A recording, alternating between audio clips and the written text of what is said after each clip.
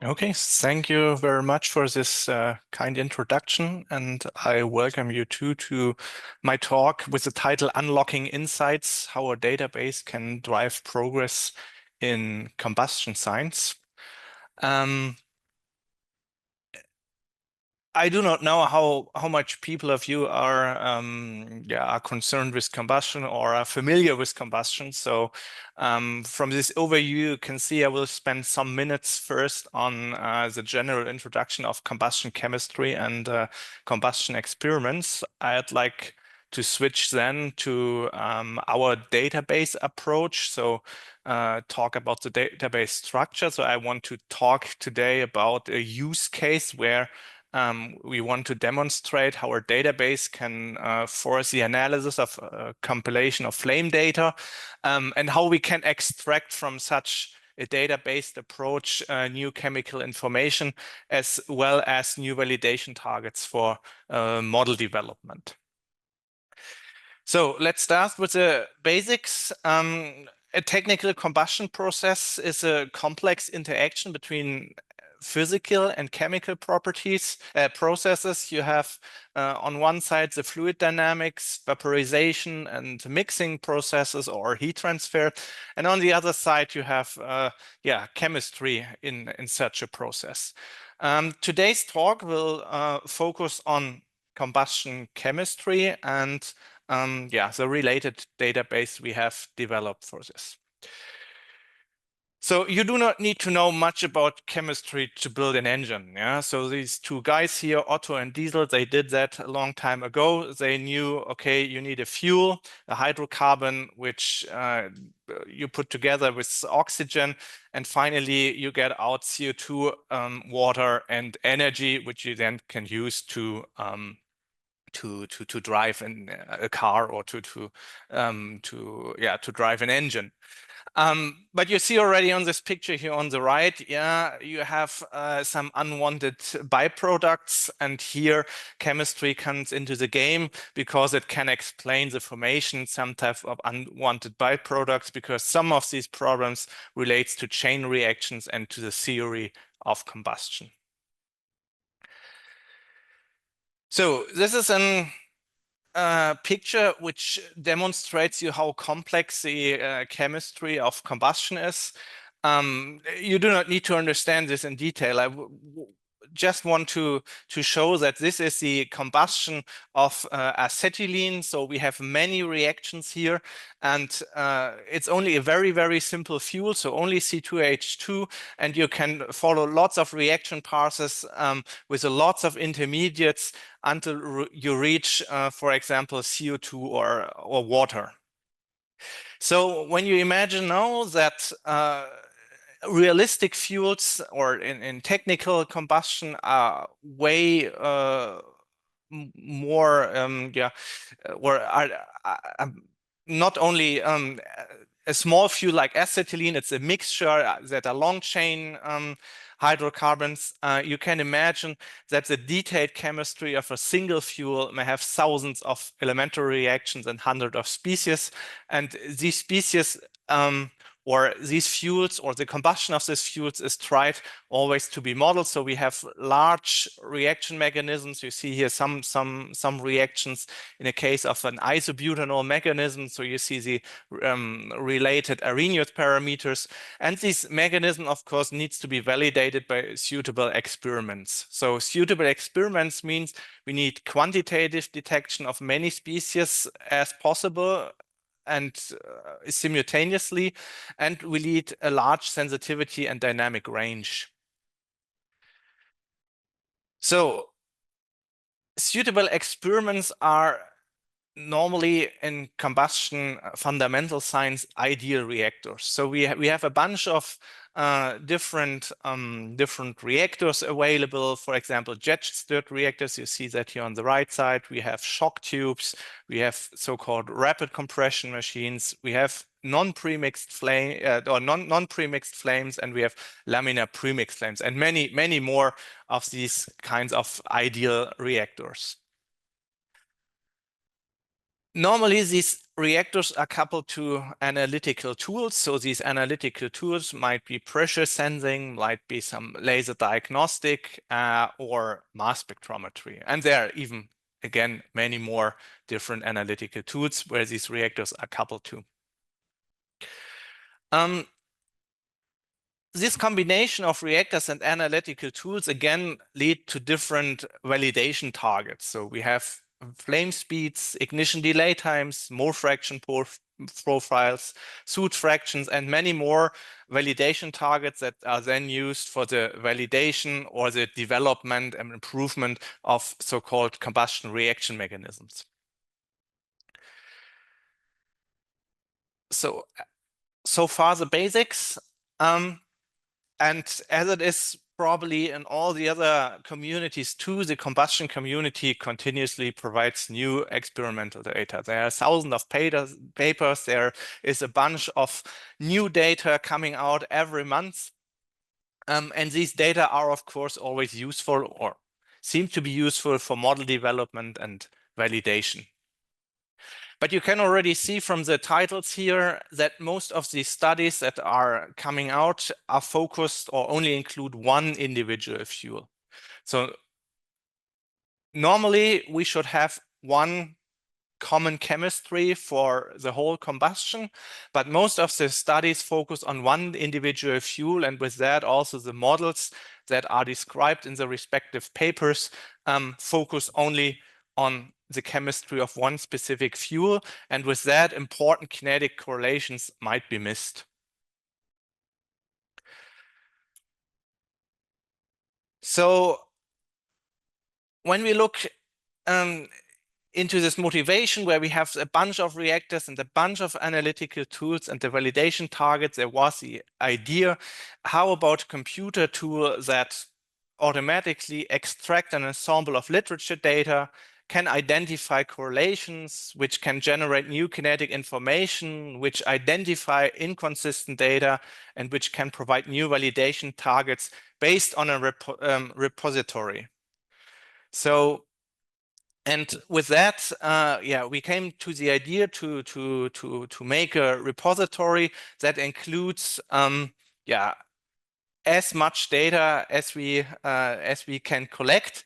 Of course, this is at the moment it's just the dream to include all the data. So we needed a starting point, and with that we started to take some data from laminar premixed flames, which were analyzed by mass spectrometry and which provides mole fraction profiles as data. This is shown here again. So on the left side, you see such a laminar flame, which is analyzed by molecular beam mass spectrometry. Just in brief, you extract a gas sample via this quartz nozzle over a two-stage differentially pumped system, so that you reach the high vacuum by expanding from low pressure, it's 40 millibar, into the high vacuum. A so-called molecular beam is formed, so the reaction are interrupted, the chemistry is freezed, and this sample is then sent to a time-of-flight mass spectrometer to analyze the gas sample. By moving the burner from a distance of 0 millimeter to up to 30 millimeter, you can even follow the reaction progress, since these laminar premixed flames at low pressure have quasi one-dimensional structure. On the right side here, you see a typical output of this. This is the mole fraction versus the distance of the burner. So what we are mainly interested to analyze the chemistry of the combustion is we are interested in these intermediates. And these are typical intermediate profiles. So you see a species is formed during the combustion process, and then later it's consumed again, and CO or CO2 or something like that is produced. So in our analysis or in our database approach, we only focused on such mole fraction profiles for molecular beam mass spectrometry. So as I said, we started with a small use case here. Our database at the moment includes 55 flames from 4 different laboratories. It's from Sandia National Laboratories, from UC Leuven in Belgium, Bielefeld University, and USTC Hefei. So these 55 flames provided 2,131 different mole fraction profiles of about 183 chemical species that are partially isomer resolved. Why only 55 flames? There are, of course, more existing in the literature. These were data which were easily accessible, where you could, on one side, it were our own data, so then it's pretty easy to include them. And other flames which were published in the literature, there was in the supplementary, there was, for example, was provided an Excel sheet, so it was easy to extract the flame data. There are many more flames, of course, existing in the literature, but it's pretty hard to exclude the data from the respective papers. So that's the reason why we only focused here first on the 55 flames. So this is the data processing and analysis workflow of our tool. I will go here in the next few minutes step by step. So we have the flame data, as I said. We have the database. I will explain this in a few seconds, a little bit more detailed. And with these data, we generate an output and correlations. And with these correlations, we want to create new validation targets to improve reaction mechanisms, or we want to extract more chemical information from it. So let's focus first about our database. So this database consists of 2 parts. On one side, we have the so-called mole fraction data set. This data set is pretty easy. It consists of a flame name, which is needed for programming later. And we have the distance from the burner here, and we have different species concentration expressed as mole fractions. It has to be pointed out that our database does not contain any raw data, and I always cite here a good collaborator or collaborator of mine who always said that signal is not data. And with that, he's pretty true, because when we generate signal in the mass spectrometer, we have the mass spectra, but there's a long way from the mass spectra, from the raw data, to generate the mole fraction profiles. And in our case, we decided, okay, to learn something about the chemistry, not the raw data are useful. It has to be the mole fraction data. So this is one part of the flame data set.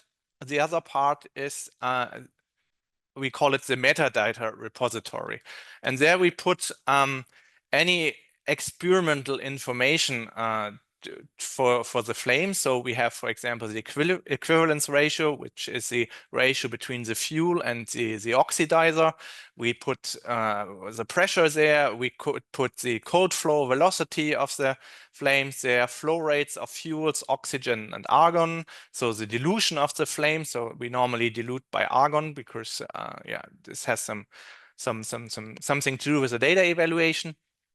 And we also put fuel chemical details there. So like the molecular details, like the number of CHO atoms, number of allylic, vinylic, and alkylic CC bonds, and so on. We categorize the fuels into a chemical class, like, for example, alcohol, pure hydrocarbon, ester, ether, and so on. We also put the location, so where the flame has been analyzed, and of course, the respective reference.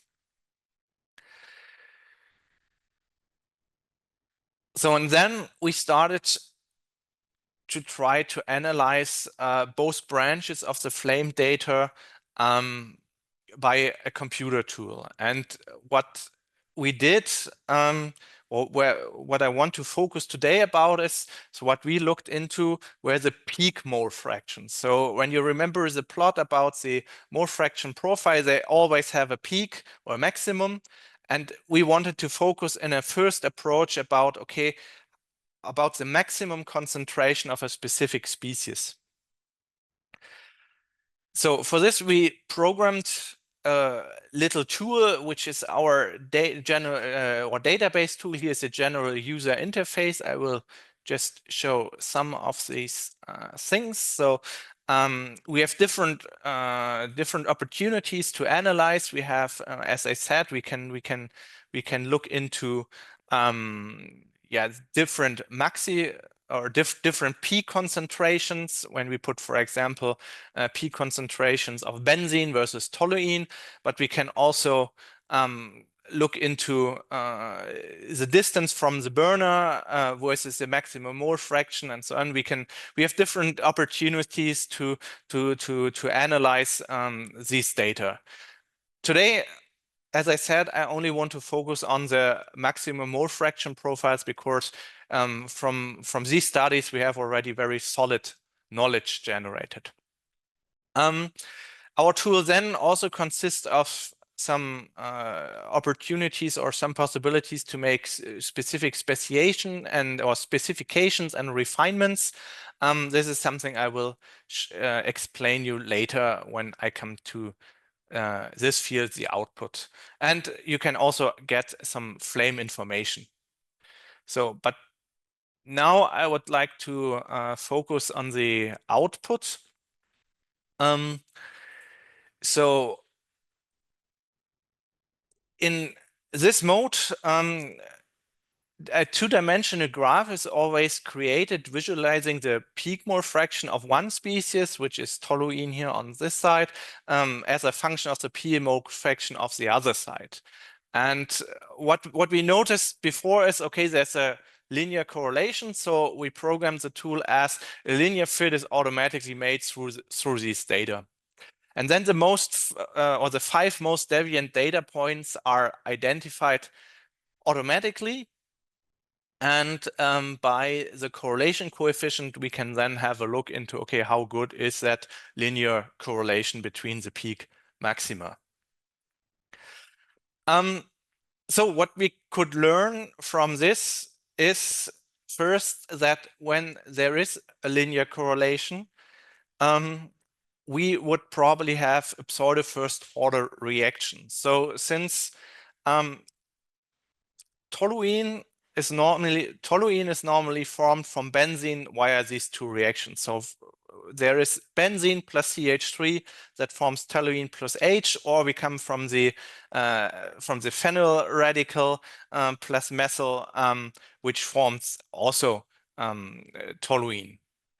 And from the linear correlation, we could extract, okay, maybe when there is enough CH3 available, or the concentration of CH3 in a flame is always such high that the formation or the concentration of the toluene is independent from the concentration of the CH3. It only depends on the concentration from the benzene or the phenyl radical. So therefore, we said, okay, we have here a pseudo first order reaction. So when we have now a closer look into this plot, we saw there are some deviating points, like they are marked here in red. So we looked into these 3 points and we couldn't find any reasonable chemical reason that explained why these data points are far outside of that line. So therefore,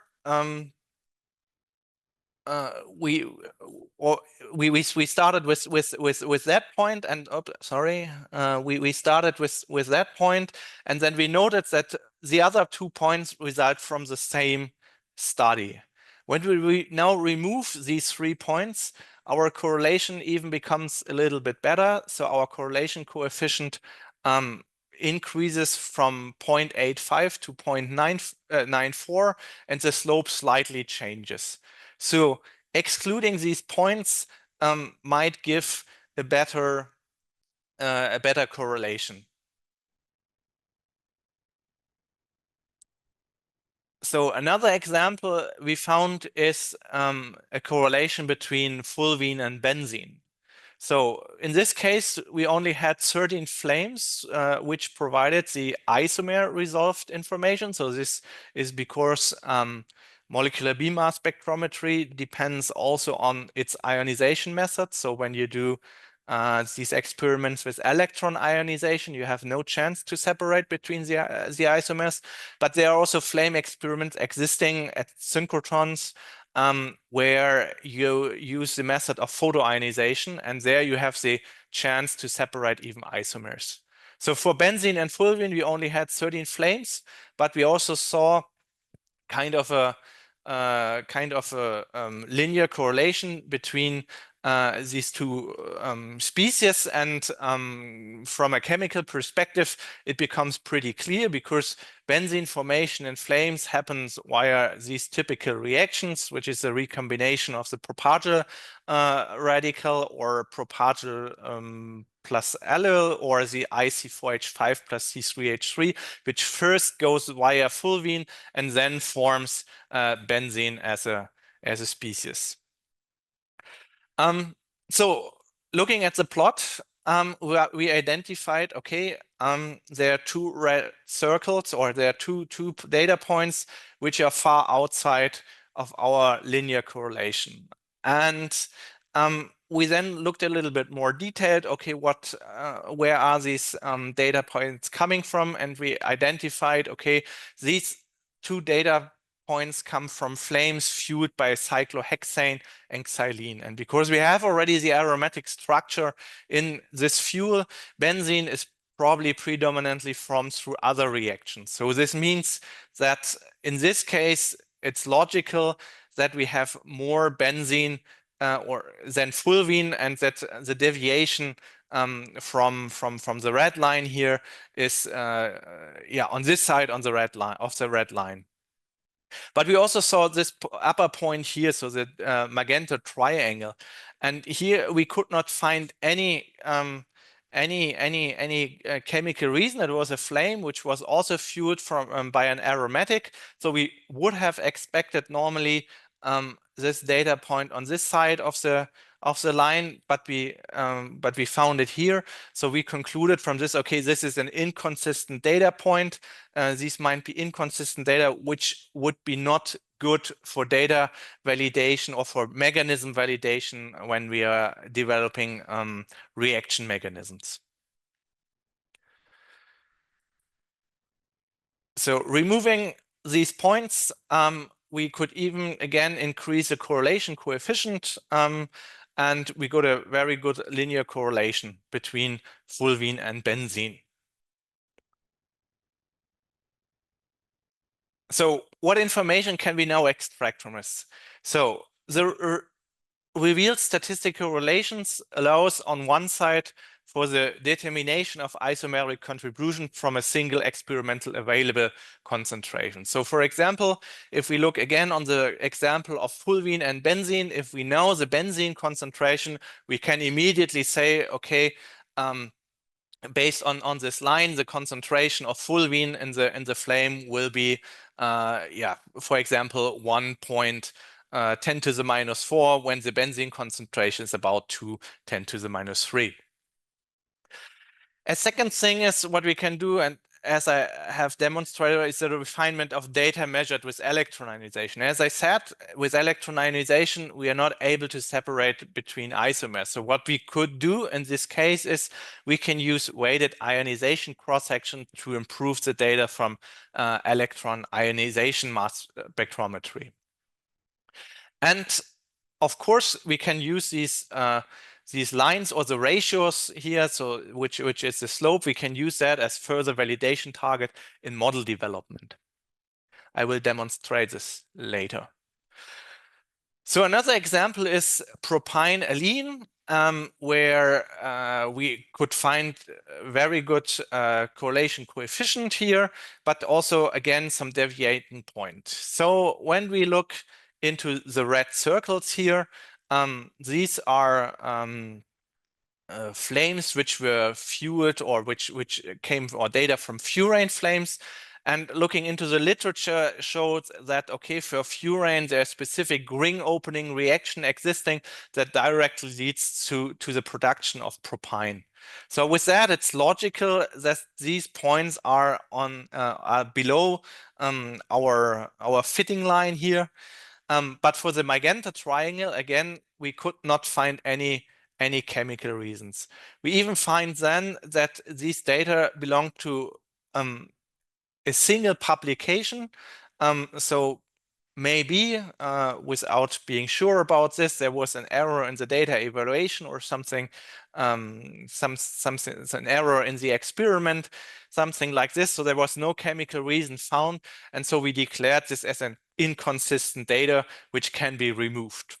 So removing the red points and the magenta triangles here, we could improve our correlation, and we could find that, okay, the allene concentration is expected to be in the order of 0.65 of the propene concentration.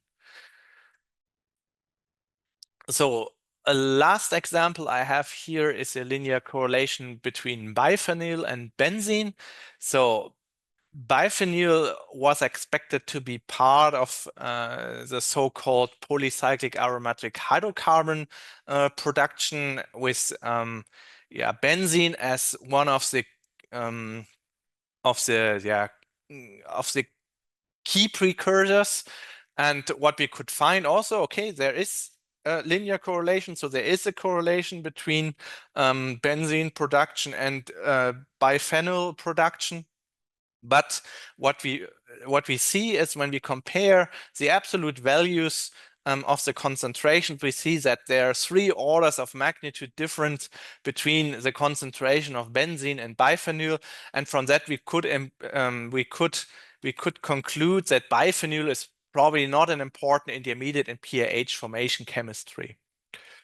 So again, there was a red circle from a flame which was fueled by N-propylbenzene.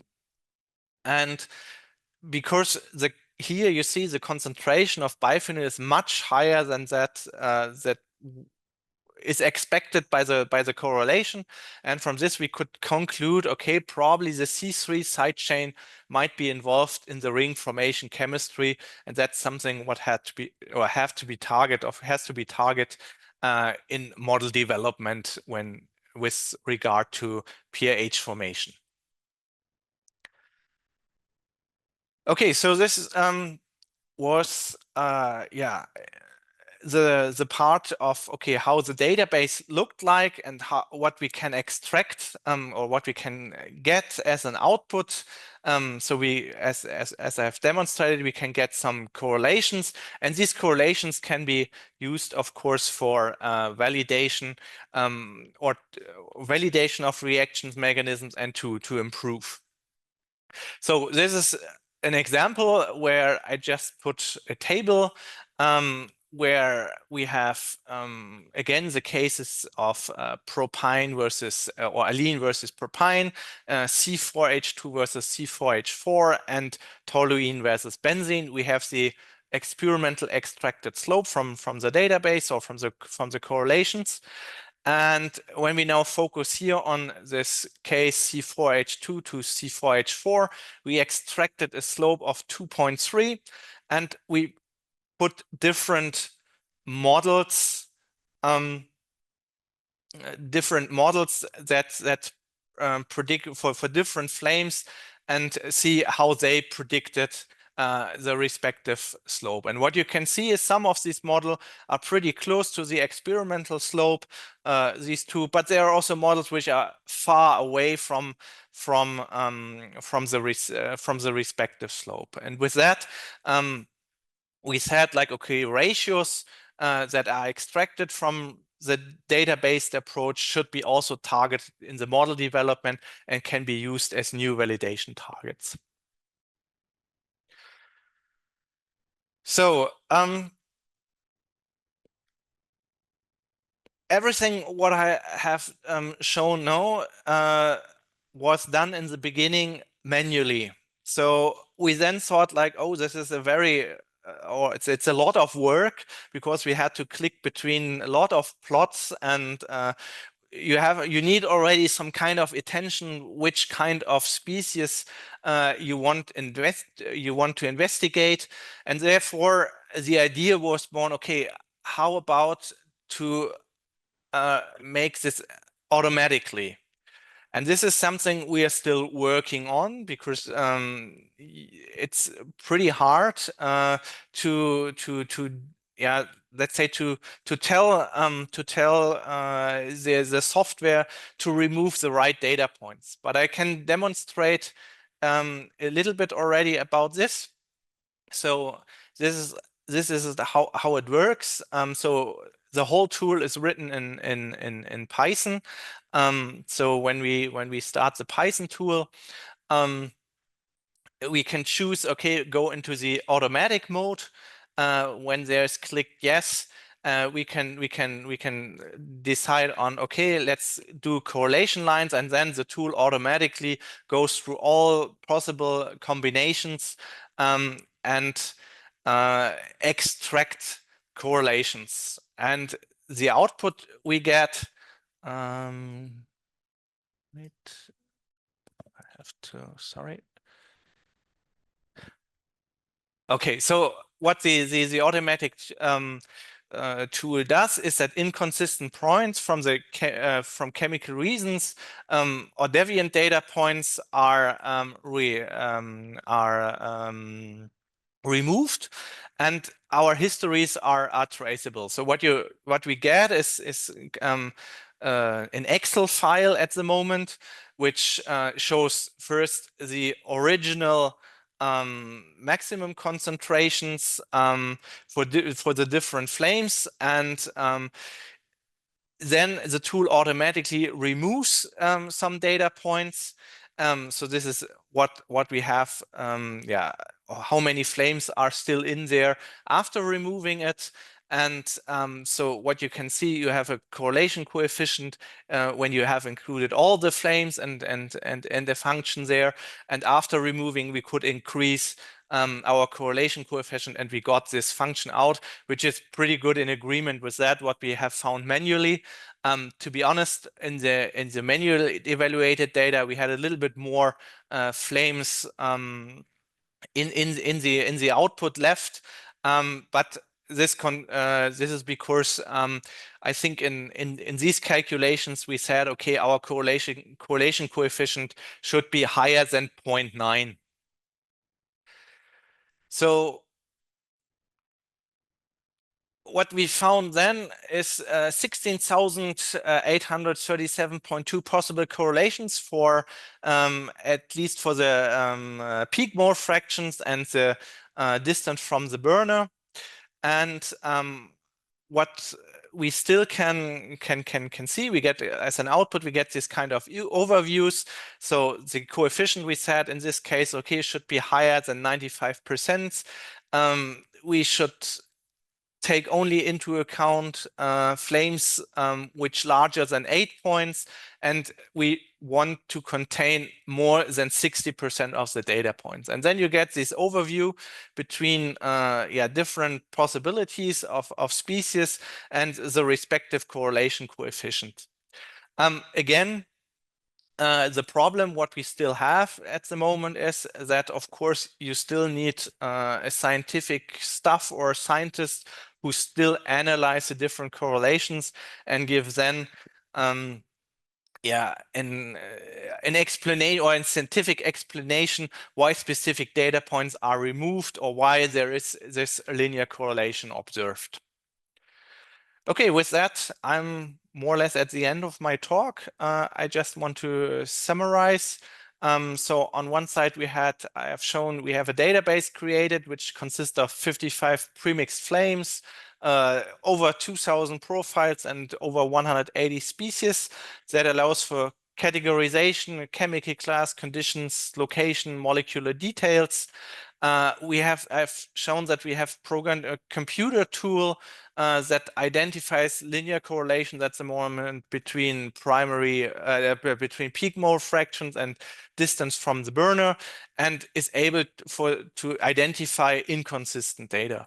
And the information we can extract from this combination of a database and this tool is we can determine isomeric contributions, we can refine measured data, and the correlations found can be also used as validation targets for future model development. And with that, I'm at the end of my talk, and I'm happy to answer any questions, and I'm even happy to have the discussions of now.